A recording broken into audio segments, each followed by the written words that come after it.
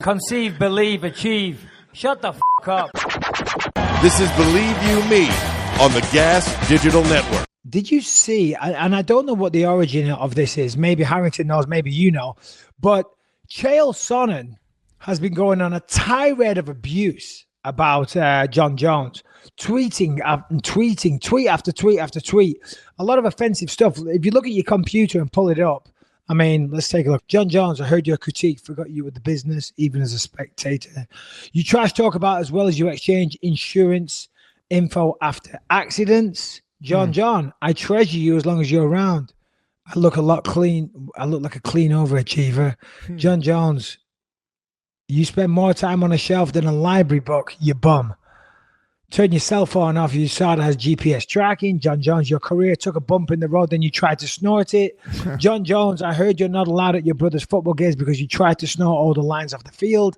And it goes on and on and on. To be honest, I'd say if anyone was taking cocaine right now, it sounds like Chael Sonnen at 4 in the morning, obsessing over Chael Sonnen, whacked out of his mind. He's also like using just old jokes, like the line on the football field. That's an old one. Yeah, come on. Jon Jones' mama's so fat she tried to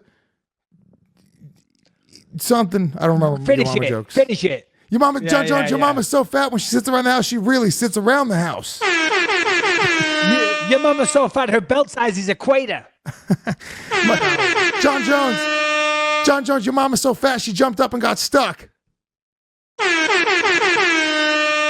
Do not bound that one. That was terrible. Jon Jones, so was mine. Jon Jones, your dad's so stupid, he wanted to become branch manager, so he climbed a tree. Oh, okay, stop it, because Jon Jones might actually think that we're talking about him here. And what is he going to do? I don't even know this. He's a bad man. He's not going to do anything, let's be honest. But let's just have a bit of respect for one of the greatest of all time, is what I'm saying. If Jon Jones didn't have the I fear no man, Lewis. I fear no man. If Jon Jones heard that and got mad about us making jokes, yo mama jokes, and doesn't understand the fucking brilliance that is the Believe You Me podcast, then Jon Jones fucking deserves to be shit on, because it's just funny and he has no sense of humor. I agree. Have to be self-deprecating. You gotta laugh at yourself, Michael Bisping. Oh, I do constantly. It's the only defense I've got. So I don't know why Chael Sonnen just went on this tirade of abuse about Jon Jones. I know you want to talk about him, John, making comments about Brock Lesnar and Daniel Cormier. But yeah, Chael just came out the blue doing this. So I'm sure something triggered it. He's obviously not looking for a fight. They're not even in the same promotion. And John is still suspended by USADA right now. So yeah, any ideas? I don't know. I mean, Chael's a wacky individual. I mean, he's also got an entire Jones. Okay, Jones called Chael the worst trash talker, says Harrington via the chat. Okay, so this is a response to Jon Jones saying Chael's the worst. Oh, well, hold on. But if he said Chael is the worst trash talker, and that is then Chael's response, I've got to say, Chael, let's get Chael on the fucking phone. Okay, this is what Jon Jones said. I think Chael Sonnen is the worst trash talker, Jones said. Just because a lot of the stuff he says is gibberish. Conor McGregor, when he talks trash, there's a lot of truth behind what he's saying. I think Khabib will be under more pressure just because a very dangerous fighter who usually backs up what he says, whereas Chael Sonnen is known to trash talk and lose. Oh, big words from Jon Jones. That's why Chael Sonnen did not appreciate it. Do we have Chael on the line? Yeah. Chael Sonnen. Bisping! Hey, what's up, buddy? How you doing? I'm good, man. What are you up to? You're working on a holiday. Good for you. Hey, listen, I'm English. There's no such thing as Labor Day. Yeah, okay. Fair enough. So just real quick, I know it's a holiday, so we won't keep you long. We're just doing our podcast, Believe You Me. Our show, it doesn't take itself too seriously. So we talk about whatever bullshit we can find, really. And we stumbled across your Twitter page, and, you can't help but notice you have gone on a tirade of abuse towards Jon Jones. And we were just kind of wondering what the catalyst of that was. And I said, hold on a minute, let's give him a call. So thank you for being so gracious, for picking up. We really appreciate it. But what is going on, my friend? Jon Jones poked the ball. Now he gets the horns. What do you want me to do? I was sitting around minding my own business 2 days ago, and I come across a headline where Jon Jones was talking trash about old Chael. So I thought, well, if he wanted to play, then let's play. Fair enough. Now, yeah, so there's no ulterior motive. You guys are fighting for different promotions right now. You are fighting Fedor Emelianenko and Bellator, which is, a fight that we are all looking forward to. But you guys do have a history together. Is there any bad blood between you and Jon Jones, or was it kind of news to you that you saw that he was talking shit? No, it was completely news to me. And I will tell you this, and take this in a little bit different direction, because I don't have a great story here, right? He struck first, so I counterpunched him back a few times. But I will tell you, it's hard for me to sit back as an observer of the sport. It really appears that Jon Jones is getting ready to promote a fight. I mean, I haven't seen a guy on suspension really start cutting promos and doing interviews before. And I'm just purely speculating, but it does look like with the main event still wide open for the Madison Square Garden card, man, everything looks like, whether it happens or not, it looks as though they are planning on Jon filling that spot. And maybe that's great news. Maybe I'm breaking some exciting news, but that's what it looks like to me. Does anybody disagree?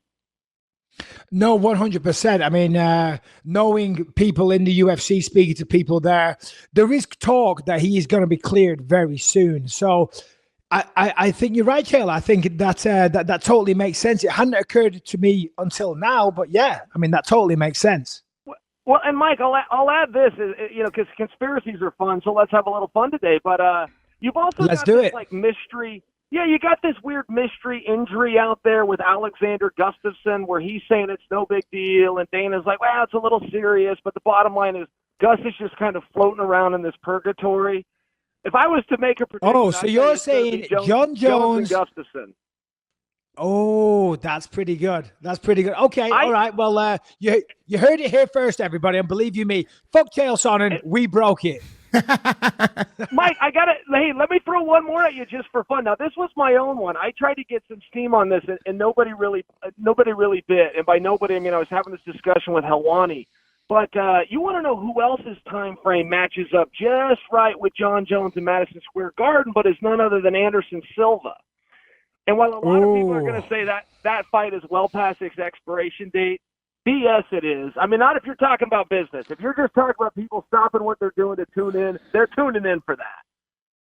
Oh, 100%. I honestly believe that Anderson Silva would have to be damn near suicidal at this point in his career to take that fight. But Anderson Silva, Jon Jones, I mean, come on, who isn't going to tune in and watch that? Chael, thanks for joining us. You're fighting Fedor Emelianenko soon.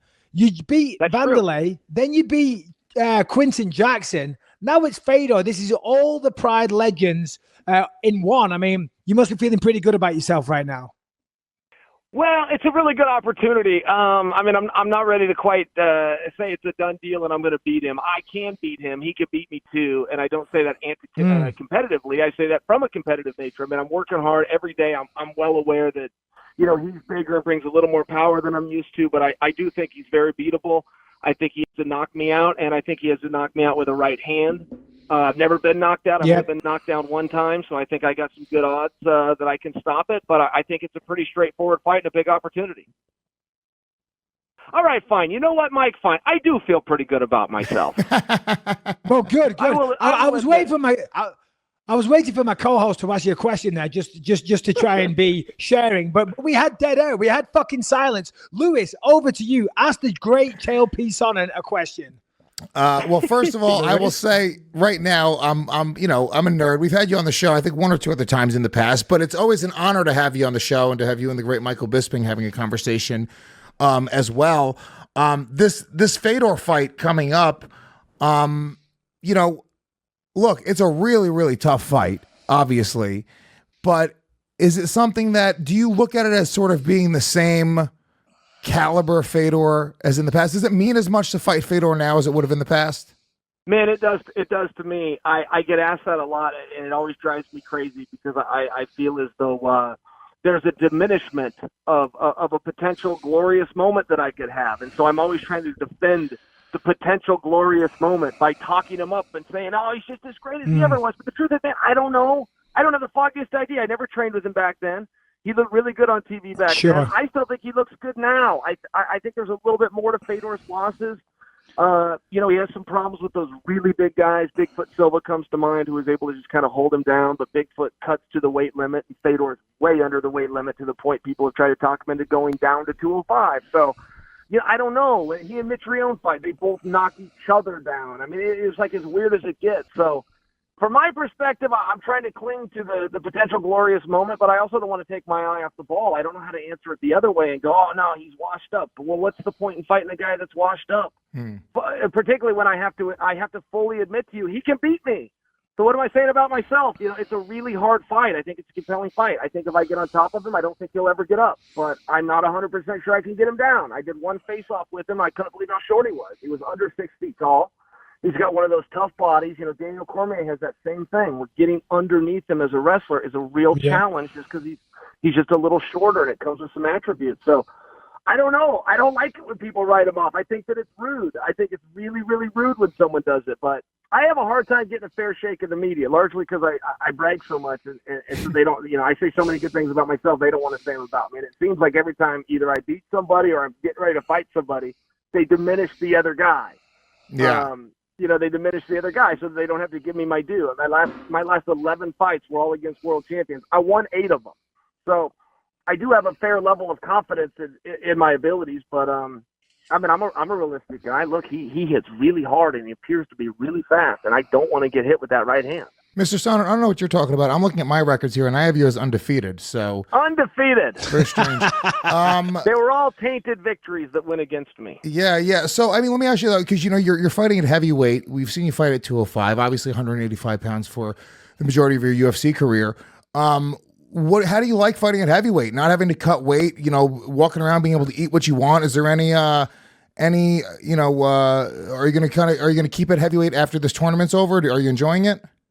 Well, yeah, I kind of go wherever I can get a contract and a fight at, and in Bellator, they're a little looser with letting you, make a big fight and get outside of your lanes. We're starting to see that with the UFC. Daniel Cormier and Stipe comes to mind. We're starting to see a little of that, but Bellator was ahead of the curve, and there was a laziness which comes with a comfortableness to not having to cut weight that I do enjoy. But there was also a piece of the discipline and the struggle. And athletically, I was a little quicker. My endurance was a little better when I was at 185. And that's a bit of a chore to find that sweet spot in the weight. Make sure you have the discipline when you don't have that contracted weigh-in. It's kind of this weird balance. But overall, I will admit to you that on fight night it's a tough thing to do, but leading up to it, life is certainly better. So, Chael, last question before we let you go. I have one more. It's a stupid one. I'm sorry. Okay. Ask yours first. No. We'll end it on mine because mine's dumb. So ask what you were going to ask, but I just didn't want to say it was the last one. Okay, well, of course, we always like to end on a dumb question. So well done, Lewis. I just wanted to ask, Chael, looking at your Wikipedia page, so are you 41 now? Is that correct? 41 years young, Michael. Yeah, 41 years young. I mean, you're doing great right now. You're having a terrific run in Bellator. You've had a storied career. How much longer are you going to keep fighting, Chael? Or do you not give a damn right now? You're not thinking about that? Well, it crosses my mind. There was a time in my life where it never crossed my mind. I do have some goals that may surprise you, aside from just being champion or trying to win the next fight. But I really admire what Randy Couture did. He was one of the guys that we came up in the same gym, and he was in front of me, so I've always looked up to him. And he fought till he was 47 years old. Mike, you fought Dan. I think Dan was 46 at the time.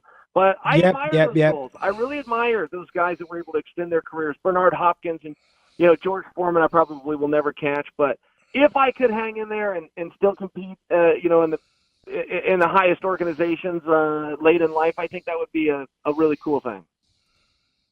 Cool. Very cool. All right, final Lewis, question.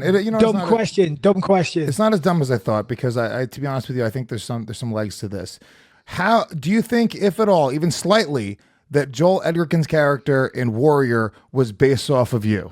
Because I'm telling you right now, it's you right there. I just see it. The way he walks, the way he fights. You know what? I have not seen that movie. I have on demand so I could watch it tonight, and you just inspired me to. I will. So I'll have to get back to you with that. Can I make a prediction, though, before I go, since you guys are so rudely kicking me off so fast? I will give you this prediction. No. Of course. Chael, you can stay on here as long as you like because we do this all the time, and I run out of things to say, and I have a terribly sore throat right now. You could probably hear. Don't ask him what he was doing. Feel free. I will give you this prediction. So, quick story, but I'm at the T-Mobile. I'm minding my own business, doing a rehearsal up in the ESPN booth with my partners, Gil and Ariel. We're looking down at the octagon, okay, day before. Actually, day of before the arena filled out for Stipe versus Cormier. And Bisping's in the ring with Kenny Florian, and so I'm watching these two play around, which of course escalates a little bit. But my point is this: Michael Bisping has not gained 1 single pound since his retirement, which never happens when fighters retire. I then talked to my boss at ESPN, who had been to the gym that morning at 6 a.m. and said Bisping was in there working his ass off. I think Michael Bisping's coming back. That's my prediction. I don't think Michael Bisping's retired.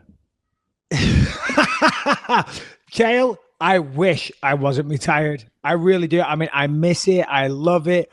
I can certainly do with the money as well. I am not coming out of retirement, but I appreciate the kind of things you said leading up to making that statement. I do. The thing is now. What about grappling, though, Bisping? What about where grappling's going? There's all this Polaris and whatnot. Isn't that take place in England? I mean, those guys must be calling you. Yeah, no, for sure. I actually just got an offer to compete in Polaris, I think, in December at Cage Warriors. And they asked me again in the summer. It's just a case of, have I got time to dedicate myself? Because I don't want to go up against a world-class grappler, go in there half-cocked and not train for it, and then diminish my reputation. I lost the belt, and then I retired. Then I get beaten grappling, and then all of a sudden, I was always a joke. You know what I'm saying? So, I mean, I would love to come out of retirement, but what I was going to say... do to you. That is exactly for sure. They're so ruthless. Exactly. That's how they would, yeah. Yeah, they'll be like, he was never that good in the first place. He won the belt by a fluke. He goes and grapples someone we've never heard of and gets choked out. He was always terrible. So I'm not willing to do that for what, $10,000? It's not worth it to me, you know? Sure. But the thing is now, because the reason I work out a lot is because I don't have training camps to get back in shape. You know what I'm saying? Whereas in the past, I could afford to step off the diet, be lazy, but then I do a training camp, lose 20 pounds, look great again, and feel good about myself. Now, unfortunately, there's no more training camps, so I've had to make some changes in my life, lay off the booze a little bit, and not eat so much pasta and pizza. You know, hey, I'll tell you this, too. Grappling's getting to a really weird place, and by weird, I mean that in a positive terms. But are you following this guy? His name's Craig Jones, this Australian grappler. No, never heard of him. Okay. You got to go look him up. So the biggest name in grappling right now is Gordon Ryan, but I will tell you his number 2 is Craig Jones, and they've actually met up a number of times, and it's as close as can be, overtime and this and that and the other thing. But these are the two guys. I ran into Craig Jones at Abu Dhabi. I wrestled him. I was in the absolute first round, and the reason I tell you it's weird is the guys that used to do grappling and jiu-jitsu, Abu Dhabi would be a great example, but they were all aspiring MMA guys. So it was about getting on top, or if you were on bottom, being like Michael Bisping and be able to get yourself off the bottom, either back to your feet or scramble on top. And he's one of these guys you can tell he's not thinking MMA at all. He's pulling guard, he's pulling half guard, he's happy to lay down there, but then he's got a book of tricks like you've never seen before. And it's just fun. I guess that was just my point. If you do get into grappling, is he gone? Opportunities in grappling. Yeah, young guy. I want to say he's like 24 years old, but I mean, I went with him. He turned me every which way but loose in about 45 seconds. And one of the cool things about him, he got me in a heel hook. Well, you know, he could really screw me up. And he did not. Absolutely. He knew he had me, and he just stopped. Yeah, he actually took on Jake Shields and did the same thing, this nasty heel hook. And a lot of those young guys would love to get a name off, you know, maybe myself if that's not too arrogant, or Jake Shields. He let us both go. Yeah, no, for sure. Exactly. Yeah. Which was cool. Nice. The thing about grappling, man, some of those guys, they don't understand that we're in there to have fun. For sure. We're there to help make the show. Yeah, me and you both know. I mean, a nasty heel hook, that's it. You know, you're going to have a lot of problems for at least 6 months of your life, you know, and it just ain't worth it. Not to me, it isn't, but I do miss it every day. In fact, I'm going back to jiu-jitsu on Wednesday. So you never know. I might be there. Contrary to everything I just said, if I do okay on Wednesday, you never know. But listen, Chael, thank you so much for calling us. We just thought we'd call you on a whim. This really is my last question. Mike, give me the insight. Go. No. Chael, stay as long as you want. Go. Okay, just give me this. What is the inside scoop on Dominic Cruz? Is he coming back? Is he coming back soon? Is he all healed up? We had him on today. It's funny. We just had him on a moment. What did he say, Lewis? I mean, he said he'll be back before the end. We just had him on the show before you, Chael. And he said he's trying to be back before the end of the year, wants a TJ fight. really pushing for the TJ fight. Will fight anybody, but really not interested in mentioning any other names except for TJ. And I think me and Mike both agree, and I'd love to get your opinion on this. Yeah, that's the fight. You want to build 100 stories at 135 pounds. You want people to get emotional about it. That's the last fight that TJ lost. That's the only fight, in my opinion, that anybody's going to really give a shit about. Yeah, 135. I hear your point in that. We've seen that round robin now for a couple of years between Cody and TJ and Dom. So I get it. I mean, let's finish that thing up. But it did seem to me like Cejudo and TJ were getting some pretty good traction with the media. I saw him on TMZ, which is a big opportunity, and it seemed like there was a little fire growing there. It's dimmed maybe over the last couple of weeks, but I'm not totally bearish. I think that fight may happen too. But I like TJ and Dom. You know, I like TJ's response to Dom, where he said, "Well, that's a cowardly way. How about you fight somebody and earn it? Go take on, Marlon first and see me after." I like that. I like when TJ gets salty. I think that TJ's underrated. I think when you talk about the pound for pound best ever, I think that Dominic belongs in there. But I think TJ does too, man. I'm blown away with that guy. That guy is so good. And you had mentioned Cejudo coming up and possibly fighting TJ. Do you think that hurt Demetrius Johnson by never kind of coming up, or not coming up, but avoiding it altogether? He was asked multiple times, and he was like, "Oh, I want to get this record that didn't really mean much." Do you think that hurt his? Because you see the pay-per-view numbers, but do you kind of think that hurt his sort of like marketability or whatever you want to call it? I scratch my head with Demetrius a lot. I'm in awe of his skills, but as far as how he managed his career, I do see some misses there. Look, he got called out by TJ. Now they're going to fight on the same card. They're licensed. They're both there together, and they're going to walk out, 2 entrance songs apart. It didn't make sense. Under playground rules, Demetrius loses that fight. TJ was willing to show up, and Demetrius wasn't. I didn't understand that. And then even after he lost to Cejudo, it would appear that he's going to get an immediate rematch. The fans were going to talk about it. It was this awesome fight that people weren't expecting to be an awesome fight. Everything was right. And DJ passed on it. He goes, why don't you do TJ and Cejudo? Let those guys figure it out. Let me heal up a little bit.